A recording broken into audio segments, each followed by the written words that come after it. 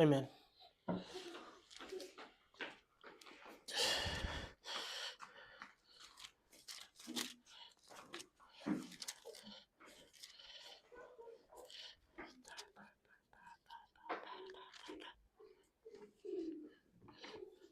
So for some time now, we've been trying to look at the book of Matthew chapter 24, and I'm just hoping to conclude it so that I can move to the point that I've been wanting to make. If you can remember, when we started, I said we are not going to look like we are not going to study every bit of Matthew chapter 24. I'm only looking at it to create a structure that is going to help us in the point that we wanted to make. So my hope is that this study should be the end of it, and then the next time we have an opportunity, we should be able to move forward to the point that we needed to make. So a quick summary before we move on.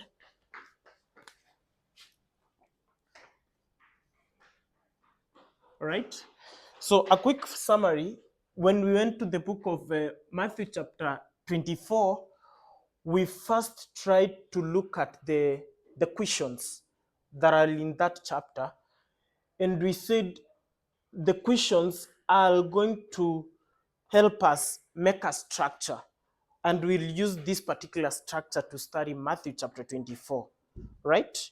So, to remind us, we saw that there are four questions after comparing and contrasting Matthew, Mark, and Luke. So we saw that we have four questions that were giving us a structure like this. All right. So we said the four questions are giving us the structure of Jerusalem, and then we are at the end of the world. Between these two histories, we had the history of those days,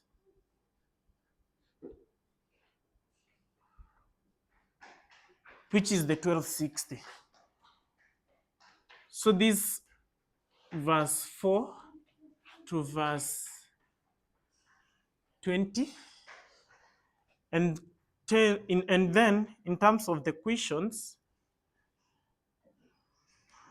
this question 3a,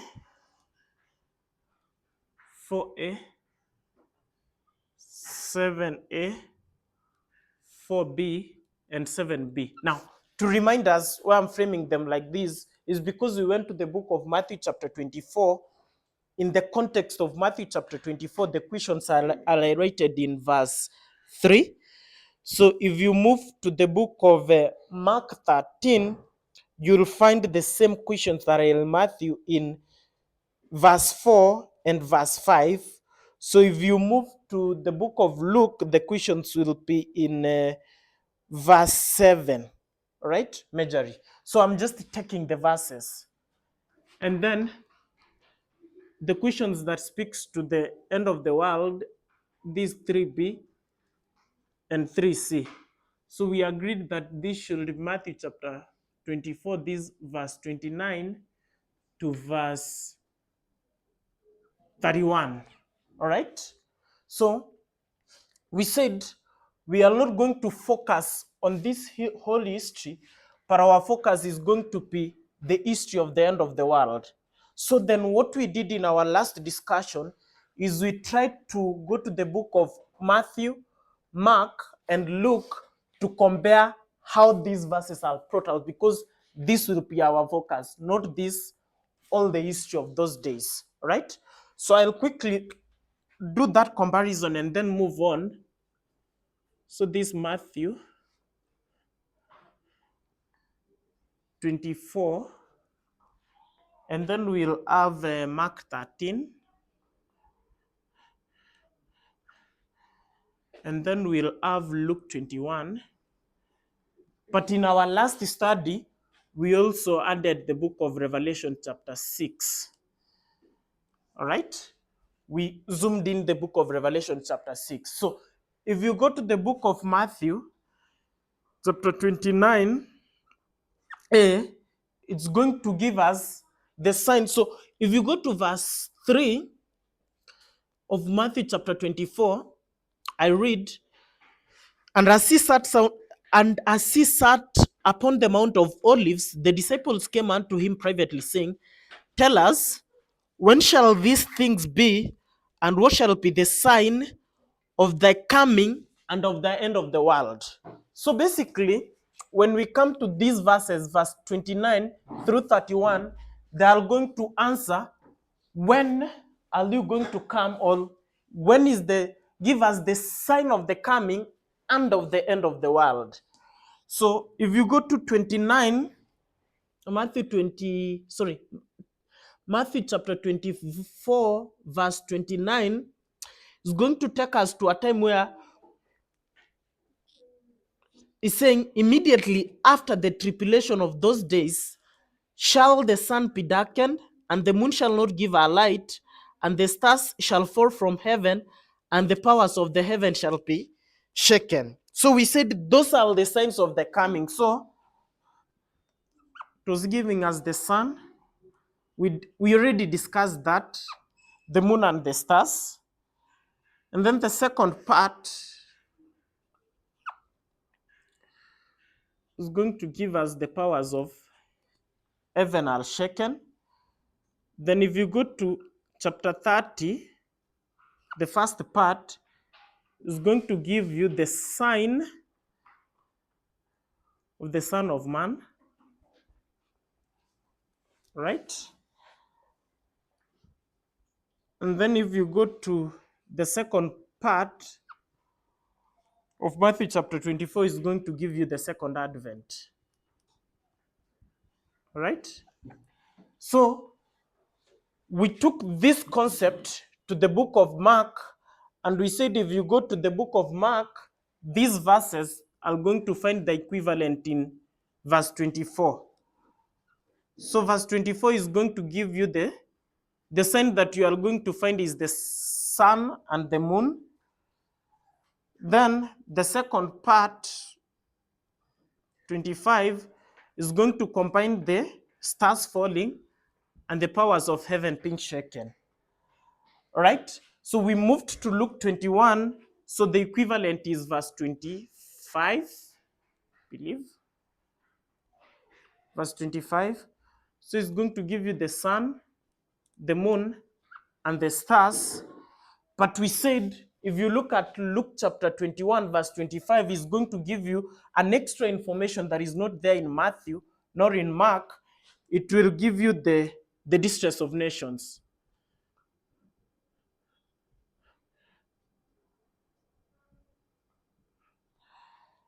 Right? So 26, verse 26 is going to give you these men's hearts failing when they are seeing the things that are coming on earth. And then it will give you the powers of heaven being shaken. All right? So we added Revelation to this concept, and we said if you go to Revelation, verse 12 is going to be equivalent to this first part. So it will give you the earthquake,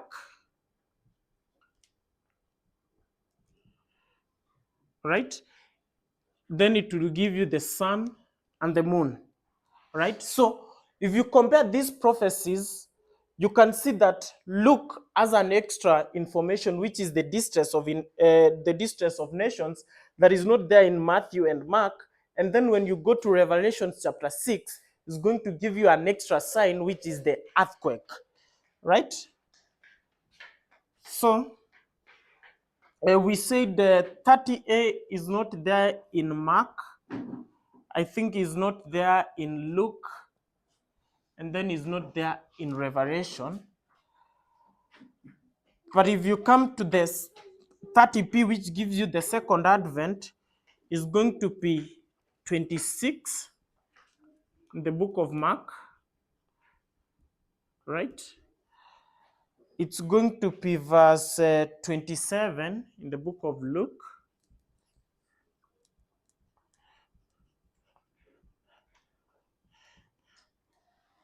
And it's going to be verse 17. It's going to be verse 17 in the book of Revelation chapter 6. Okay? So we did some discussion on verse 30, verse 30 of Matthew chapter 24, and verse 30a and verse 30b. So what you are asking ourselves, if we go to verse 30, Matthew chapter 24, says, and then shall appear the sign of the Son of Man in heaven, and then shall all the tribes of the earth mourn, and they shall see the Son of Man coming in the clouds of heaven with power and great glory. So if you go to verse 30, there is a sign of the Son of Man in heaven. All right? And if you go back to verse 29, there are signs that are presented there. And what are these signs supposed to be, Becky? What are the signs in verse 29 supposed to be? What do they show you? You've seen the sun, the moon does not give a light, and the sun is darkened. So that is verse 29. So what are those signs supposed to? Okay, let me rephrase it. What is the difference between all the signs in verse 29 and the sign in verse 30? 30. We are in Matthew chapter 24. So we said that. I'm just doing a recap before we move on. So we are in Matthew chapter 29. Do you agree that 29 through 31 is speaking to the last two questions? You remember we said we have two questions in relation to the destruction of the temple, two questions in relation to the end of the world. All right? And we briefly saw the signs that are associated with the destruction of the temple. Verse 15, 16, 17, and 19. Right? So when we come to the end of the world, we have the sign that the Son of Man is coming and the end of the world. All right? And that is what verse 29 gives us. This is this. All right? So we have the sign in verse 29, signs, and then we have the sign in verse 30. All right? You are following? So the question is, what is the difference between the sign in verse 29 and the sign in verse 30? Does that make sense? All right. Willis?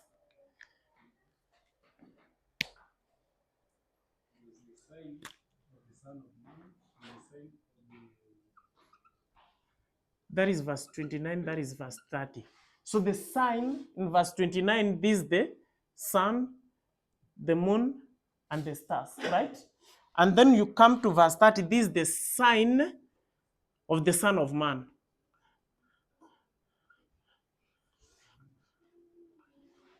So what is the difference between them? What is the difference between these signs and these signs? In verse 29 and in verse 30.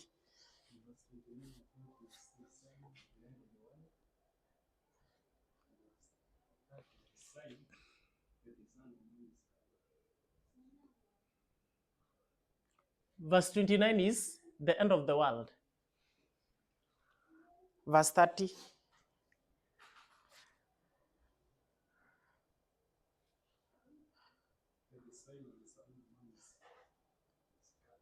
So one is the sign of the end of the world, the other one is the sign that the Son of Man is coming. Okay. Codemus?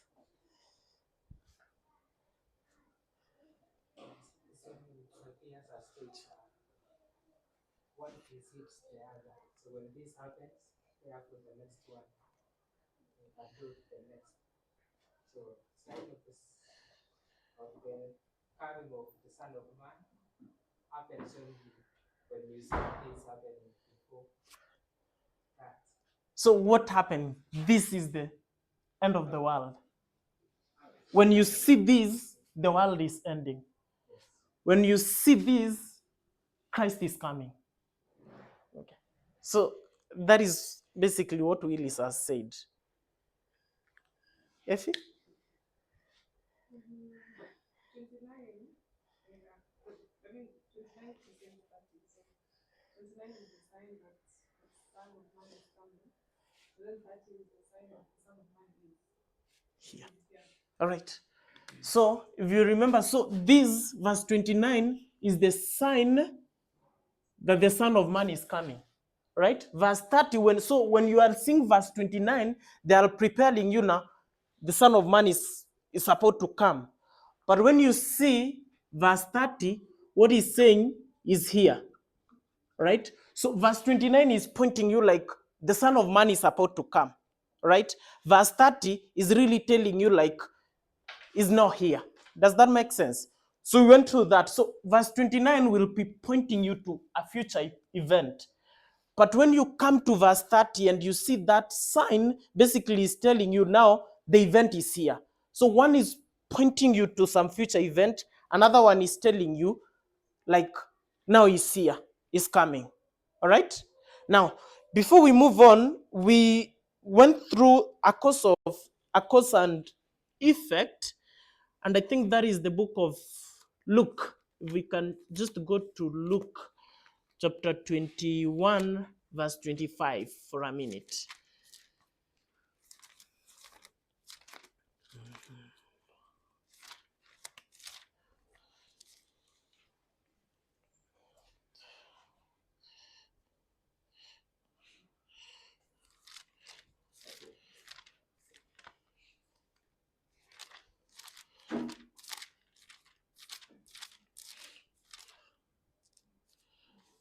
So Luke 21, verse 25.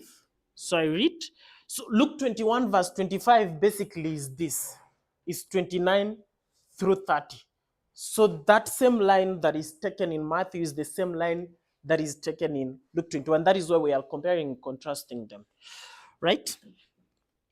So verse 25 says, "And there shall be signs in the sun, and in the moon, and in the stars, and upon the earth distress of nations, with perplexity, the sea and the waves roaring. Men's hearts failing them to men's hearts failing them for fear and for looking after those things,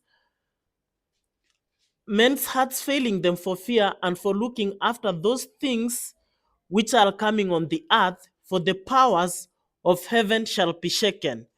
Right? So we divided the book of Luke chapter 25 into two. So there was that cause and effect.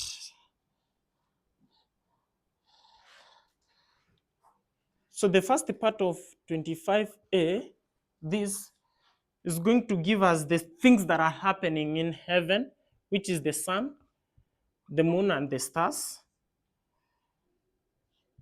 So this is happening in heaven, right? 25b is giving us the effect of this, which is the distress of nations.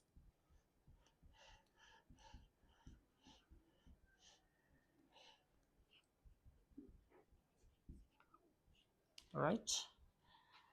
So if you go to 26, the first part of 26a will give you men's hearts failing,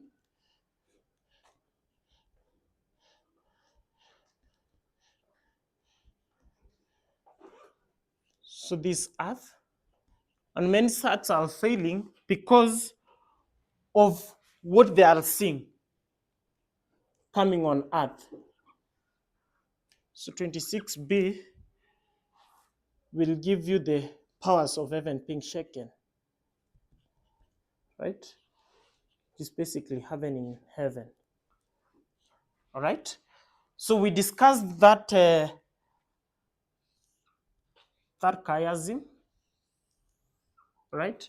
Because basically what we have now, something like this. We have heaven, earth, Then we come to this side, so we'll have earth, all right, heaven. So that is a chiasm, a prophetic mirror, or repeat and enlarge, right? So I want us to move on. So we went to these verses and tried to identify these events and the year that happened, these events happened. This, right? So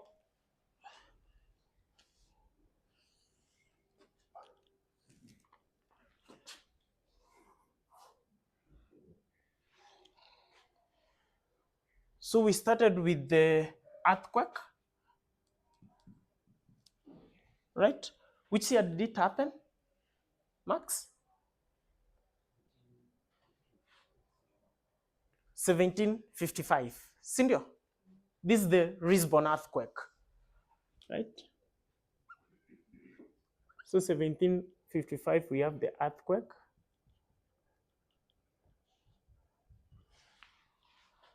All right. After that, which event do we have?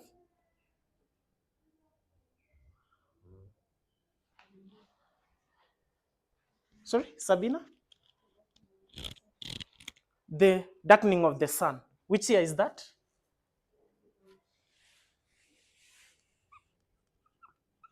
1780.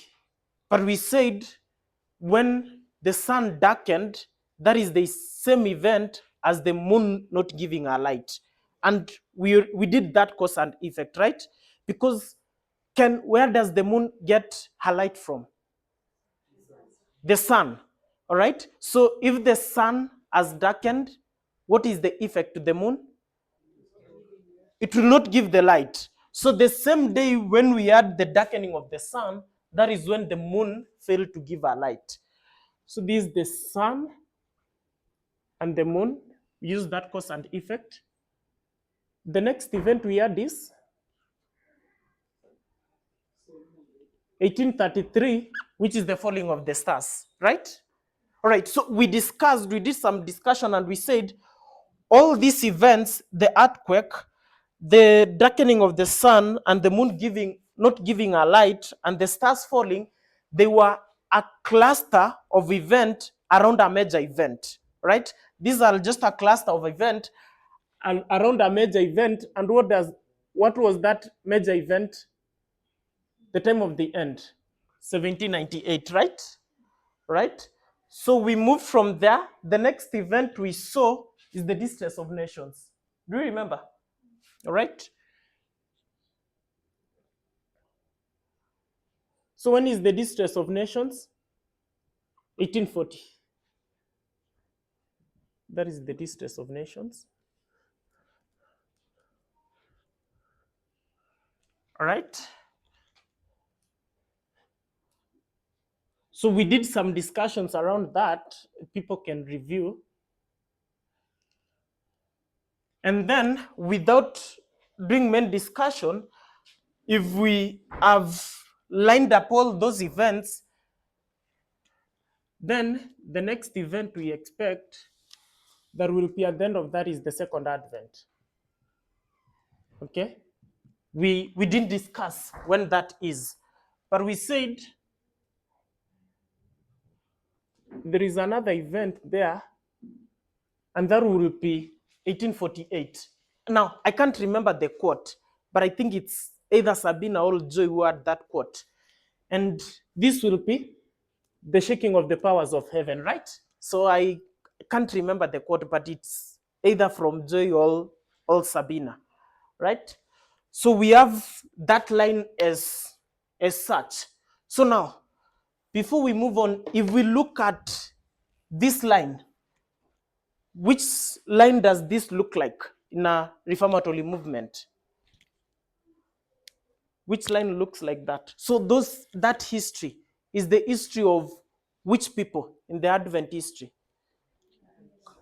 Millerite history, right? So basically this history is this. What we have done is we've gone to this history of the end of the world and we've opened up those events, all right? So you can see indeed from that if this history was supposed to be the history of the end of the world, then Christ could have really come in this history, in Millerite history, like Christ was really supposed to come, because these events are these events of the end of the world. So that could be another way of proving that Christ could have come in this history, right? So moving on, so we said that ends in verse, we can go back to Matthew chapter 24. We can go back to Matthew chapter 24.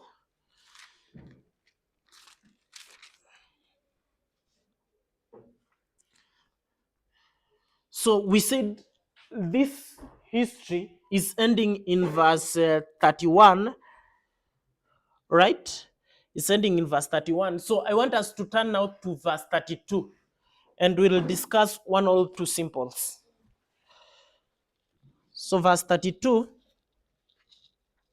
now learn a parable of the fig tree. When his branch is yet tender and putteth forth leaves, ye know that summer is nigh.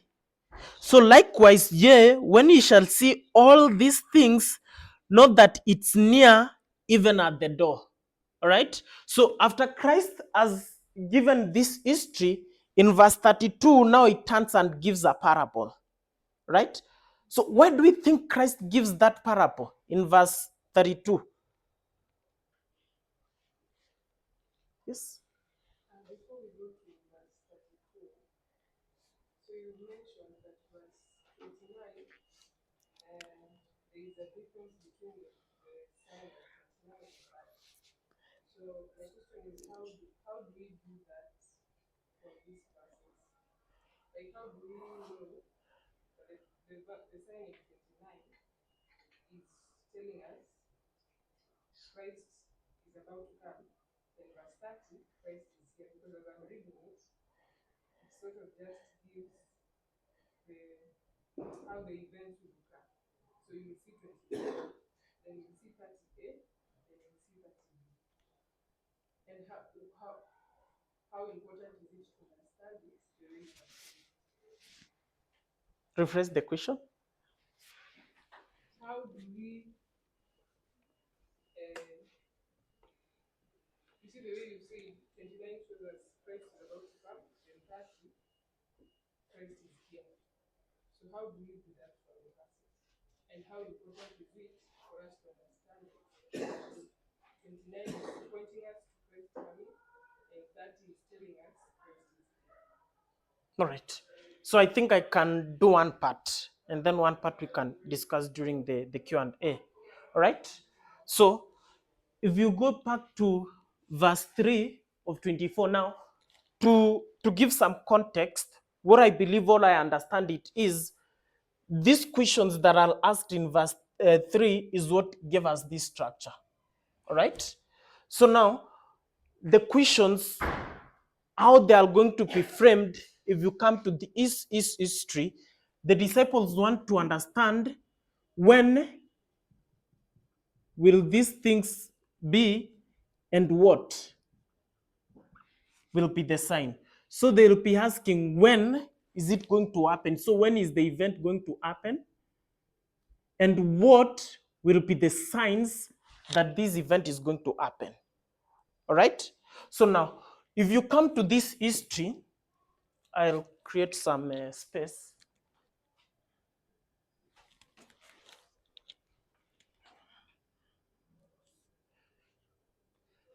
So we are in 31 AD, and the destruction of the temple is going to be in 70 AD. All right.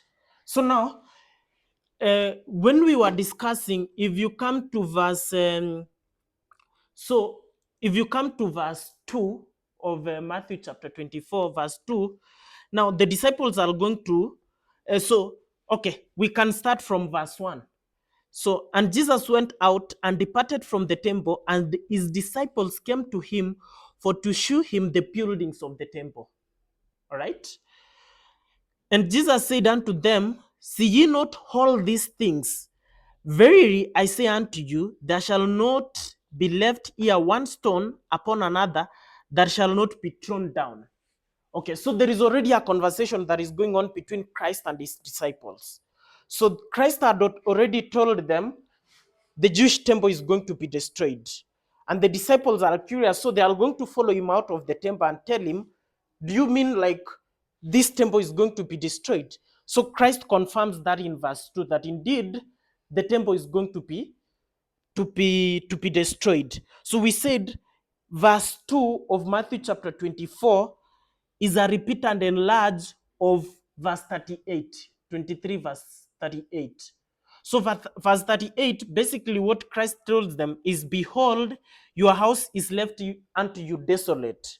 Meaning, behold, the temple has been destroyed. Now, we did some historical context and we know this 31 AD.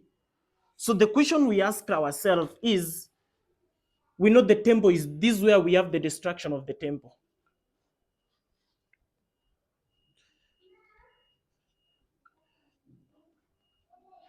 All right. So if we come to 31 AD, which is verse 38 or verse 2 of chapter 24, Christ is already telling them, behold, your temple is left unto you desolate. So desolate is, behold, your temple has been destroyed. Okay. So we were asking ourselves, if Christ is saying, behold, your temple has been destroyed, then what does he mean? Because we know historically the temple was indeed destroyed in 70 AD. So we said, when he said your temple has been destroyed, this is just a sign, right? Or we can call it an harbinger. The other word we can use to call it is a down payment, right? Now, we know this, but I think it's in Patriarch and Prophet. What happens in the time of Zedekiah is an earnest of what is coming in the time of Joachim, Joachim, and Manasseh. So, sorry, what times happens in the time of Manasseh, right? Is an earnest of what is coming from the time of Joachim, Joachim, and Zedekiah. Thank you. So this an earnest. All right. So this happens early. This is just a sign of what is happening in 70 AD. So from that perspective, we can understand that there is a sign. When we speak about the sign, there is a sign that points us to a future event. Right? 31 AD, Christ leaves the temple. That shows them that indeed the temple is going to be destroyed in 70 AD. So that is like a sign, an harness, an upinge of what is coming. All right. So now, if you move to these verses, Christ does a lot of discussion between verse 4 and verse 20. And I can't remember the verse, but I think it's verse 15. Right? Now, if you come to verse 15, okay, so there is a sign there. And that is when Cestia surrounds the temple. All right. And this sign, when you are seeing it, is not going to tell you like, you see this sign is not going, it's not a down payment. This one is showing you when Cestius has surrounded the temple, now the destruction of the temple is here. All right. I don't believe like it means it's happening synonymously, but one is pointing you to a future event. Another sign, when it comes, now it shows you like, now the destruction is going to happen. So I believe from this concept, this is going to happen in a similar way. We have the sign that is going to point us to the coming of Christ. And then there is a sign when it happens. Now it shows you now, like the Son of Man is going to come. So I understand it to be that way. But I think the second part of why I think verse 30 is showing like Christ is here, I think we can take that to a Q&A and try to have some discussion. Does that make sense? Okay. So verse 32. So why the question was, why do we think Christ is giving that parable in verse 32? Kodo.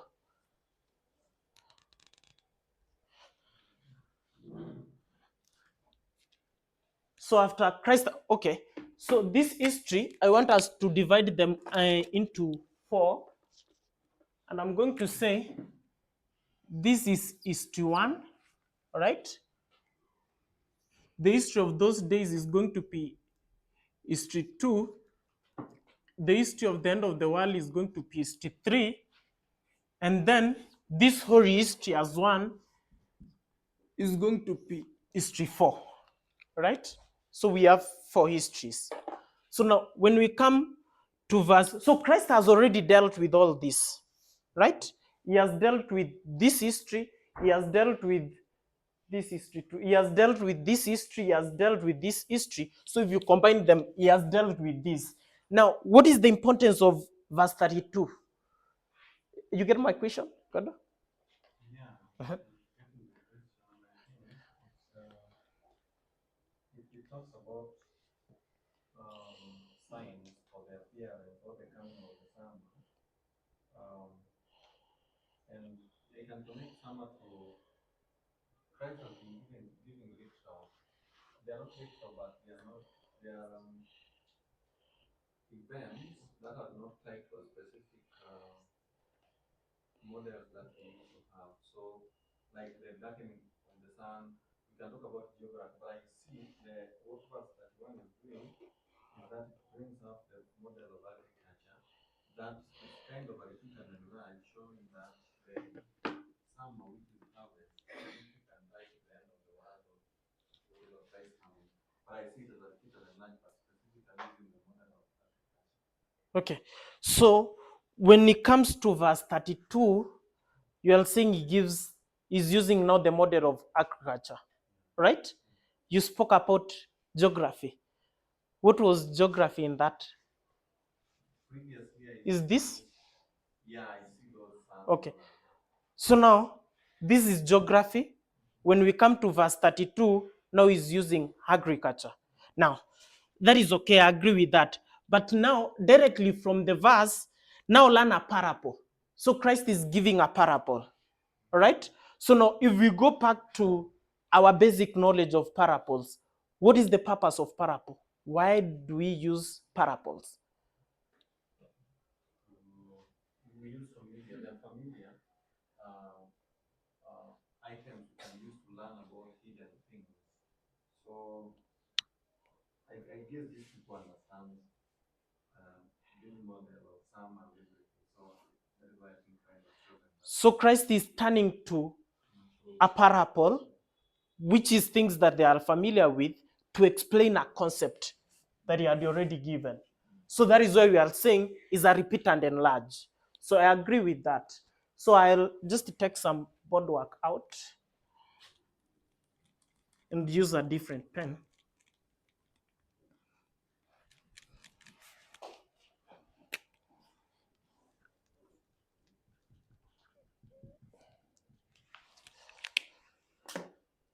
So we are saying when we come to verse 32, and Christ is giving a parable,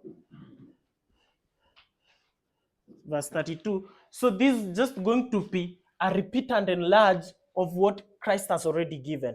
But now he's trying to explain that in simpler terms, in terms that they understand. All right? So a follow-up question, not necessarily to Kodo. So if Christ is giving this parable in verse 32, which is a repeat and enlarge, which history among these 4 history is Christ repeating and enlarging?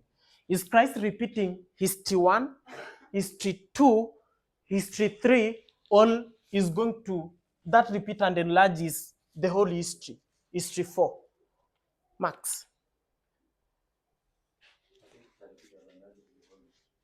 Is a repeat and enlarge of the whole history. Okay. You have reasons to that? Because when you talk about now, to learn the parable, Uh-huh. conclusion.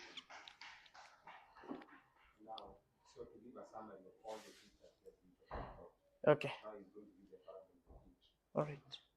So Marx, this Christ is going to repeat and enlarge this history, the whole history, history 4.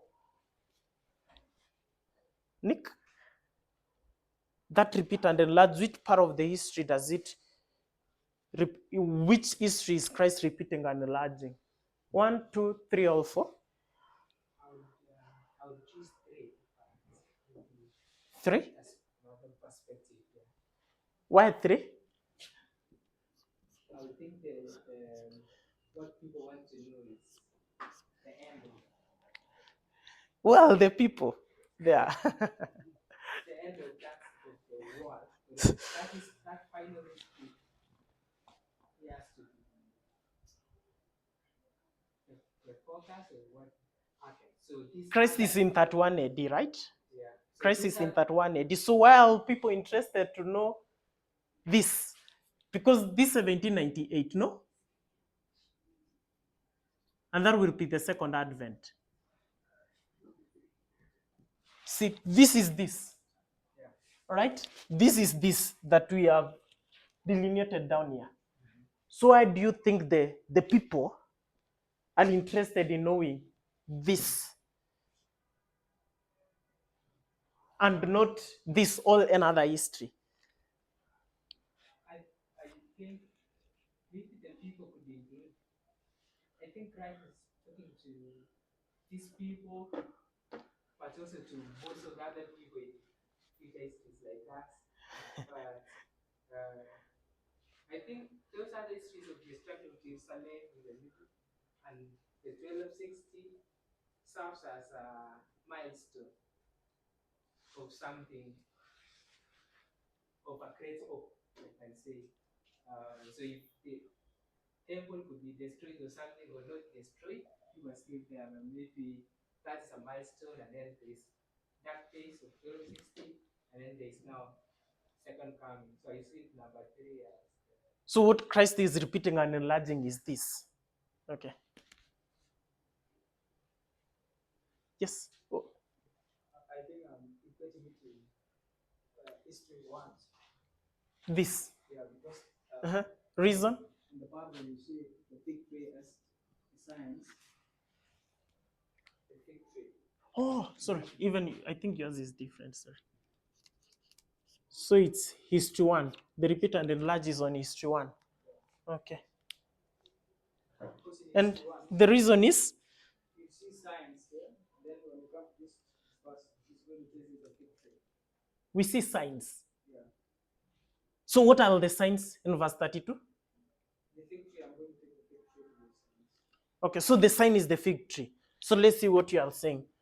So we read, now learn a parable of the fig tree when his branch is yet tender.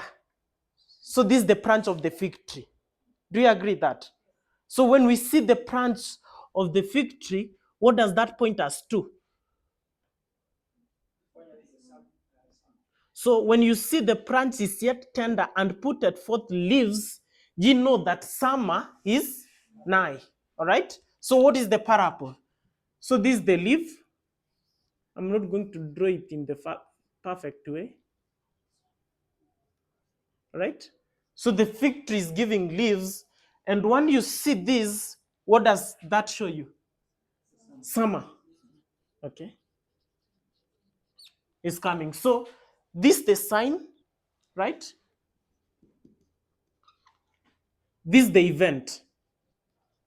See, always the sign is supposed to show you the event. All right? When you see Cestius, Jerusalem is going to be destroyed.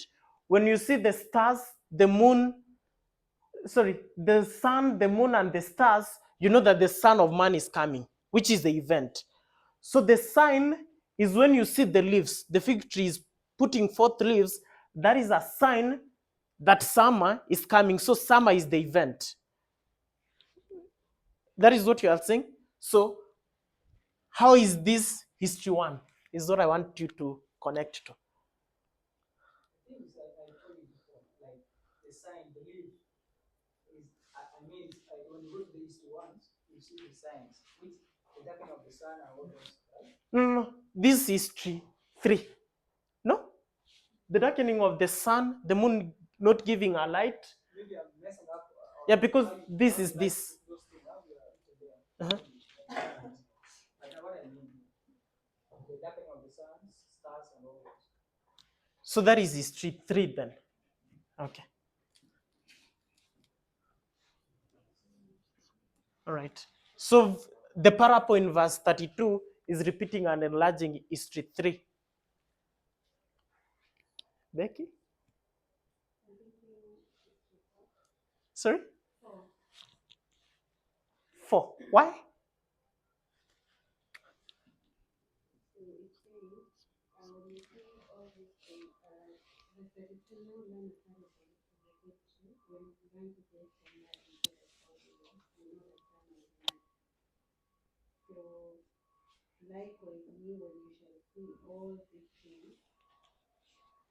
That is verse 33.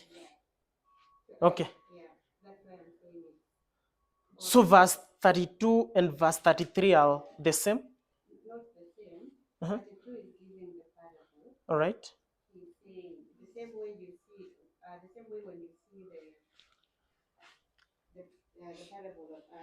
Oh, likewise. All right. So this is the parable, and then so we can bring verse 33 then and try to understand what he's saying.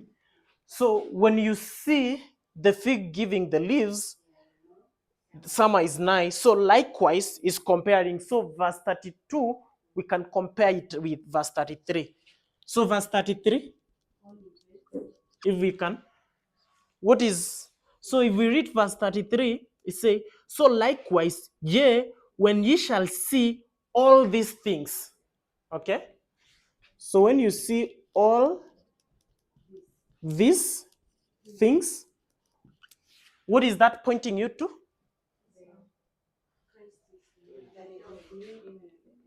That it is near, even at the doors. Sorry? So now, just something, if you have the Bible like mine, and you look at verse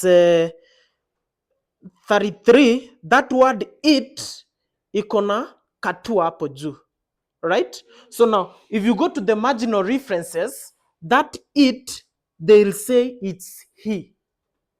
All right? So I'm going to use it synonymously with he. So I can read that it with he. All right? But unless you have e-Bible iko na marginal references, you might not see that. So once you have a Bible like mine with marginal references, it iko na two, and when you follow the marginal references, watakwambia your it ni he. Okay?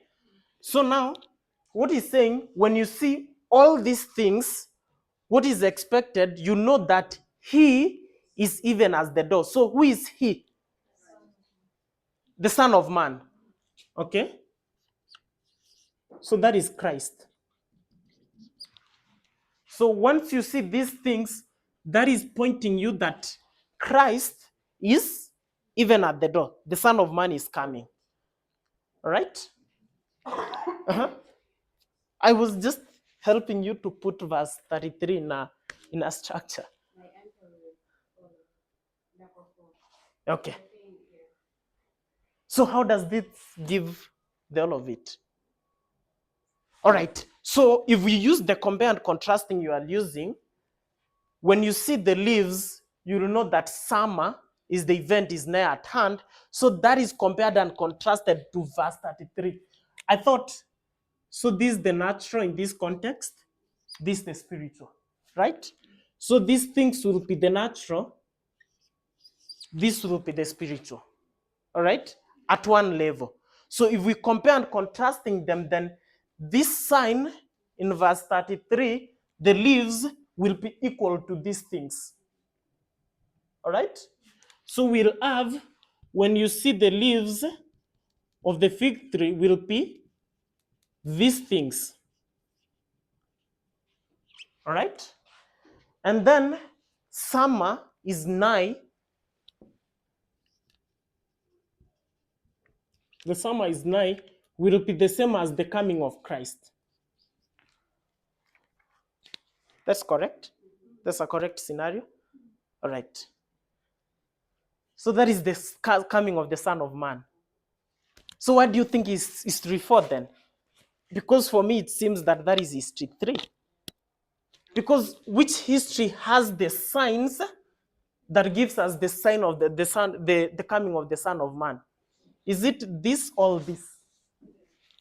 Yeah, for me then, from your analogy, it seems like it's 3, but we'll leave you to give us more information. Yes, I'll come. So which one? Okay. So I think it's history 4, and my explanation is like Becky's. Mhm. But these things, verse 33, when you see all these things, you know that it is near. That is the coming of Christ or the end of the world. And I think from the beginning, the question that was asked was, what's the sign of your coming and of the end of the world? Yes. So the whole chapter, Christ has been answered in one question. What is the end of the sign of the end of the world or of the coming? So as when he says, when you see all these things, I think he's talking about everything he's been saying from the beginning. So when you see that, know that it is near. So all those things he's been giving are the signs from the beginning. That's why I think it's history. All right. So history 4, all these things should be everything that has been given from here. First of all, that is a very serious agreement.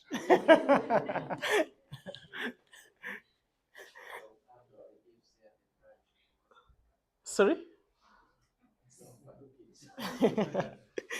So what do you think, Festo? No, I agree with whatever Becky and Joy is saying. I've seen.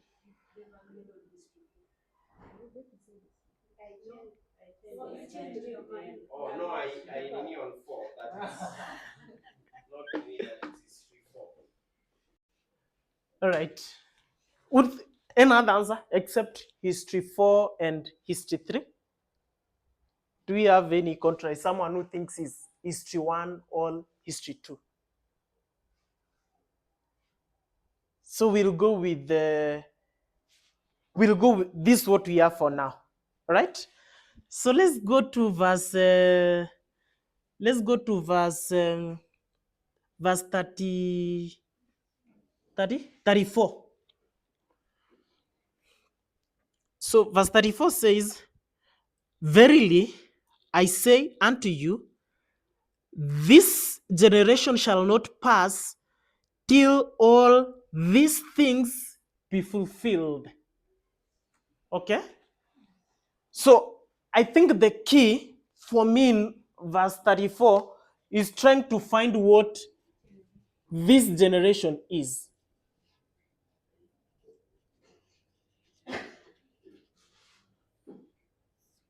All right? So I think for me the key is trying to find which is this generation in verse 34. So is this generation this, all that?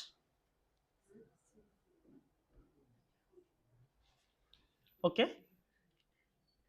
Steve?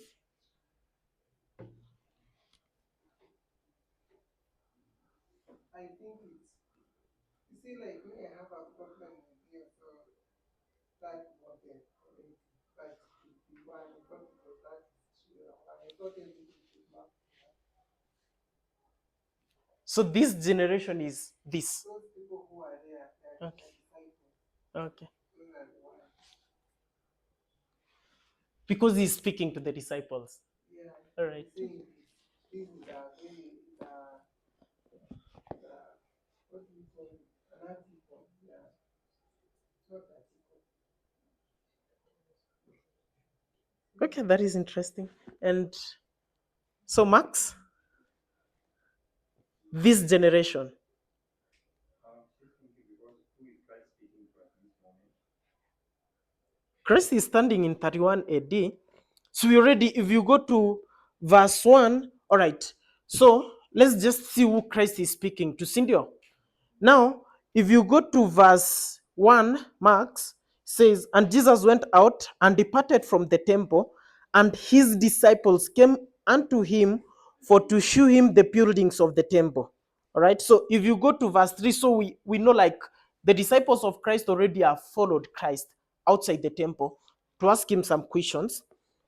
So you go to verse 3, it says, and as he, so who is he in verse 3, Max? Christ. So Christ sat at the Mount of Olives. The disciples came.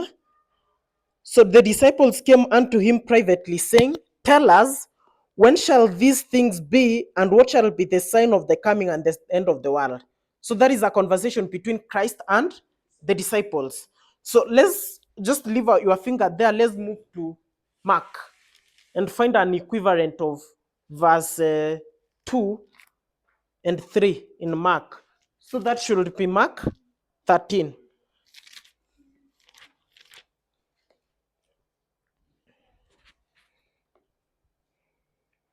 Mark 13 verse,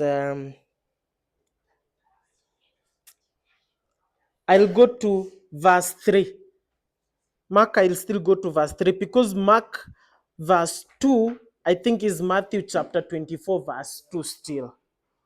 Right?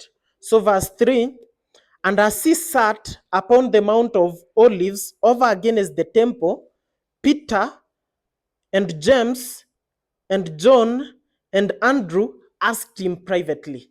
Do you see that? So if we are in the book of Matthew, it will simply give us, it's the disciples, Cindy, that goes to ask Christ. But if you use its equivalent, which is Mark, it will now give you the name of the disciples. It's not like all the 12 disciples went to us. So Mark will give you the specific cohort of the disciples. So that is Mark.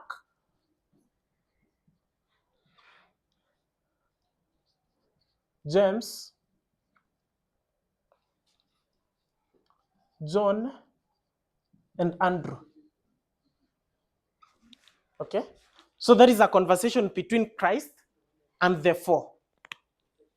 So now back to verse 33 of Matthew chapter 24.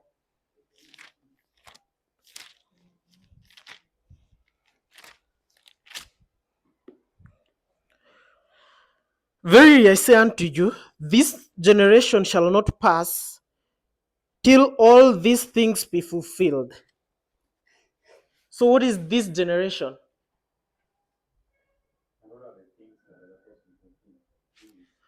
Okay, so I think we can speak, I can submit something on that. So if you go to verse 33, it says, verily I say unto you, this generation shall not pass till all these things be fulfilled. I think these things in verse 33 are these things, these things in verse 34 are these things in 33. So as such, I think when we speak about these things, these are all the signs. All right?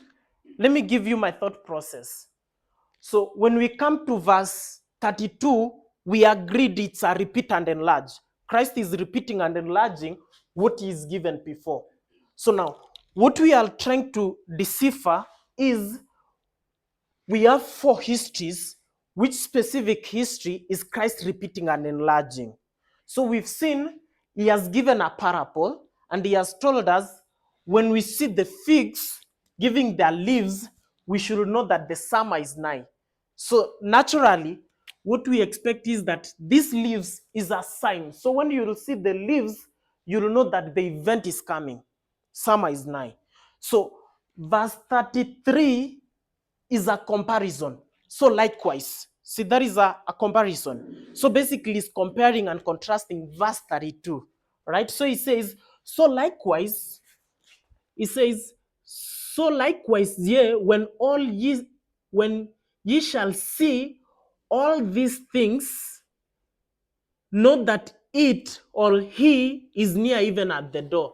So when you see these things, all right, when you see these things, we said that is the same as the leaves.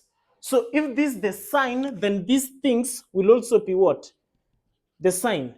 And in fact, without even using the word likewise, what is that one thing that will allow us compare and contrast verse 32 and verse 33?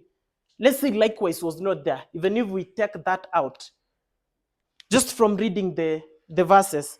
What is that one thing that will allow us compare 32 and 33? Gladys.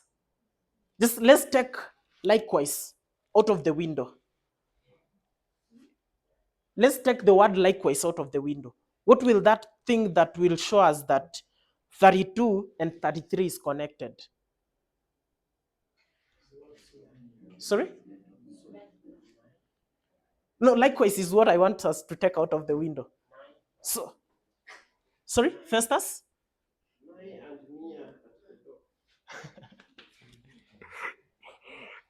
So now is near. Okay. Okay, nigh and near. Yes, Ken? Yes, how does that help us, Ken? Oh, so likewise. No, take the whole of that. So likewise.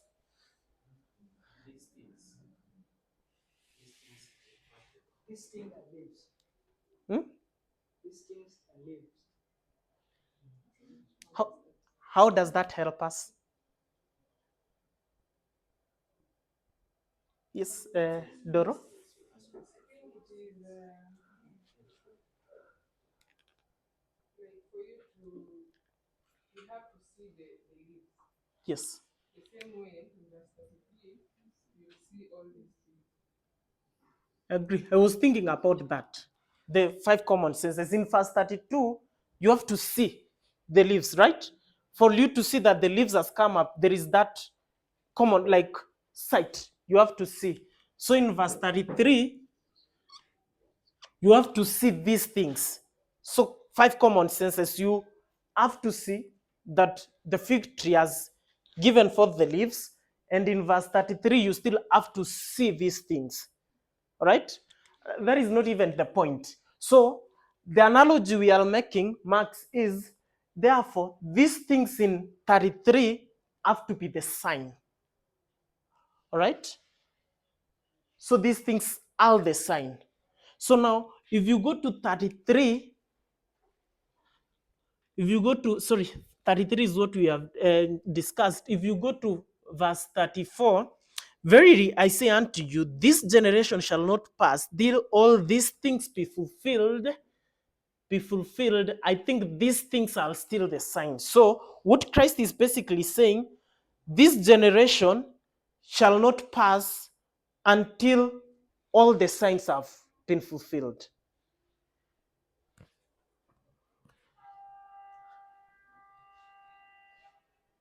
So are we limiting that to the history form? Sorry? Are we limiting that only to history form? No, we are not limiting. The question is, what is that generation? What we are, in fact, the question we are asking ourselves, what will be this generation that shall not pass until these things be fulfilled? So, our answers, it can either be history 4 or history 3.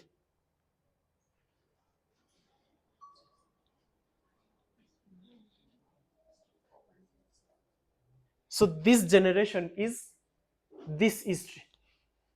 History 4 is the history from the disciples to the end of the world. So, that is history 4. Sorry, history 4. This generation is history 4. Speak to that. Because I see Christ is trying to straighten that dispensation from the time of the disciples that wanted to the end of the world. Of course, which we know that it was a history of failure. Christ was supposed to come in that history. But this success, no? This is the history of success. Oh, but if you stretch it to become this, it becomes failure. I'm saying, if you're saying it's the entire history, and you're trying to put it in a dispensational perspective, then you will only have the ancient Israel and the modern Israel. That's the point I was just trying to Okay, so we are coming back to that. So if we look at, I just want us to look at a word, maybe it will give us more light. So verse 34, verily I say unto you, this generation shall not pass till all these things be fulfilled. So I just want us to look at the word fulfilled for a minute.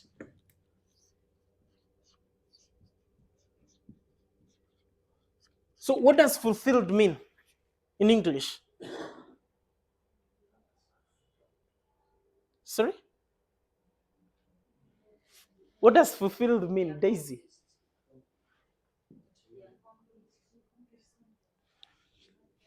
Accomplished?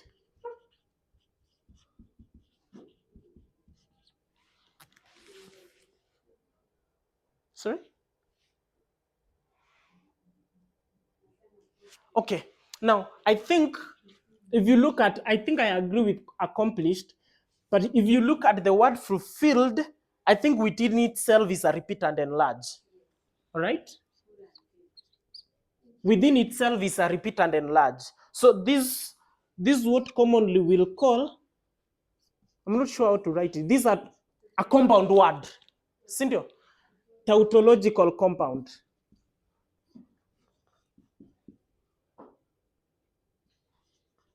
Right? So if you take the word full, it means to be full, all right? And then if you take the word filled, it's still full. So it's like, it's a repeat and large. It's like saying full, full. Do you see that? In that word in itself is a repeat and, okay. Let's go to Daniel. I just want to show us something. I think it's a repeat and enlarge, but I just want to show how sometimes repeat and enlarge works, and then we'll come back. So if you go to the book of Daniel, chapter 12.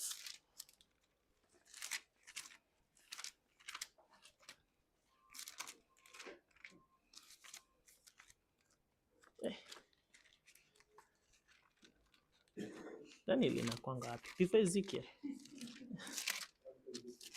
Okay, I've got it. So, Daniel chapter 12, I want us to look at verse 4. No, not really verse 4. Let me just see the verse that I need.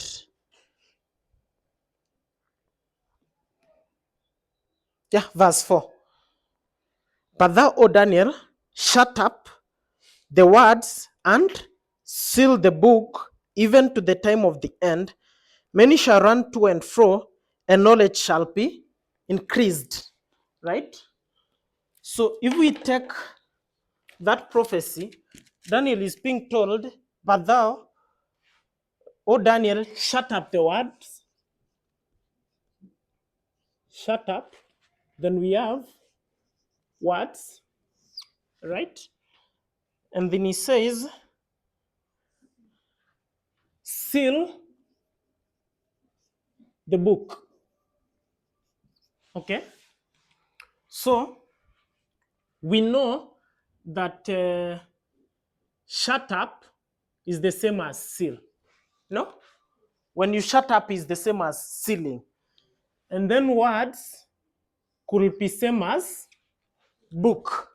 Right? So that is an example of repeat and enlarge. So shut up is seal.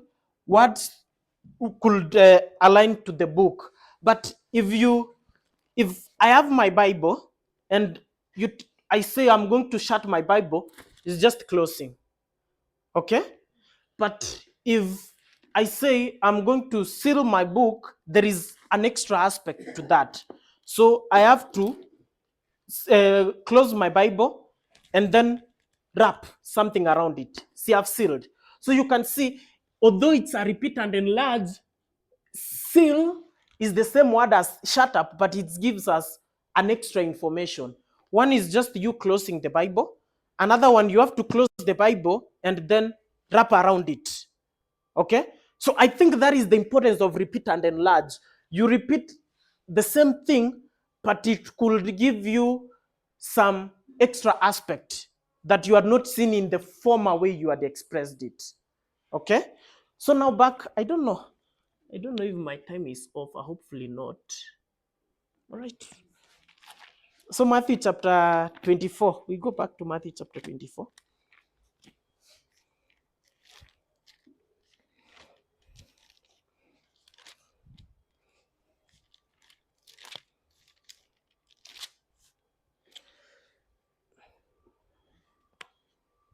Matthew chapter 24,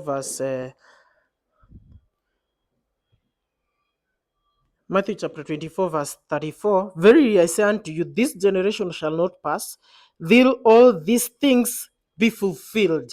So, in other words, Christ is telling them, this generation will not pass till all these things is the sign be fulfilled. So, all the signs have to be fulfilled before the generation passes. Right? Okay, so I want us to take one step back. Okay? So now, if we come to verse 33 and agree on what these things are, all right, and agree on what these things are, that will help us, because if we agree that these things in verse 34 are the same as these things in 33, then if we unravel what these things are, we can take that to 34 and see the generation that fulfilled those things, right? So, in my thinking, whatever generation will fulfill these things will be this generation. Does that make sense, Becky? This in verse 34. Okay, I repeat, Rispa. We are saying if you go to verse 34, there is a generation there that shall not pass before all these things are fulfilled. Means they will see all those things, right? So what I'm therefore suggesting is, if we go to verse 33, these things in verse 34 is the same as these things in 33, we can therefore go back and unravel and try to understand what these things in 33 are. So whatever these things are in 33, we'll just come and see in which history those events were fulfilled.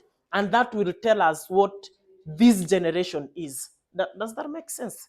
Shadi? Okay?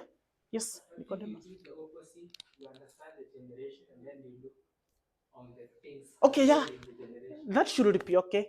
Only that I don't have a way of doing that. For me, I think if I see these things, the reason is I've not been told the generation before 34.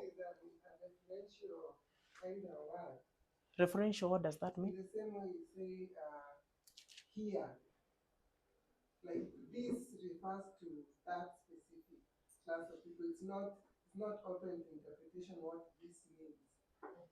This is very clearly meaning something that was there. Okay, I agree with that. Let me agree with that for a moment.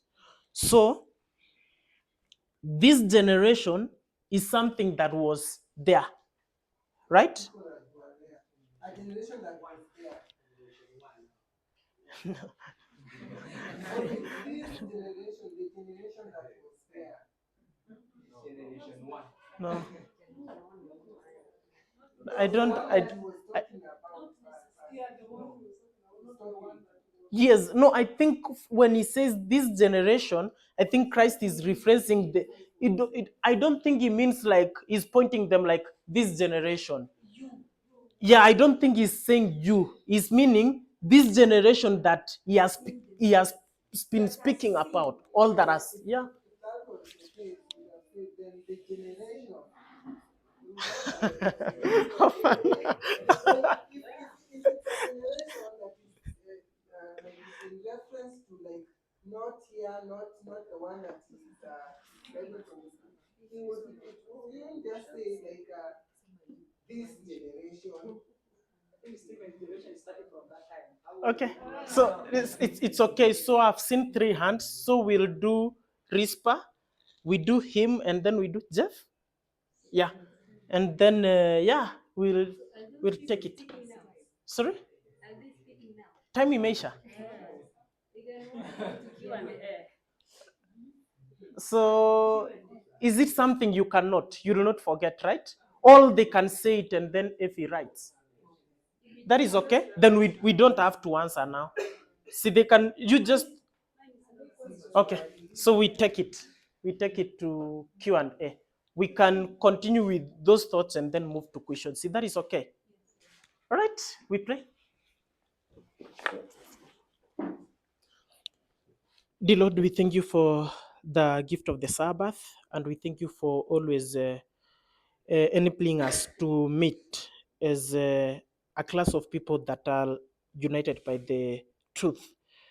We thank you for unsealing these truths to us, and we know for sure that to whom more is given, more is expected, and therefore that more is expected for us, having understood all these prophecies. Our prayer is that you may help us first to understand and then to settle to these truths both spiritually and intellectually, that we cannot be moved. We pray that you may be with us the rest of the Holy Sabbath, and let your Holy Spirit abide with us till the day ends. For I pray and believe in the Lord Jesus Christ.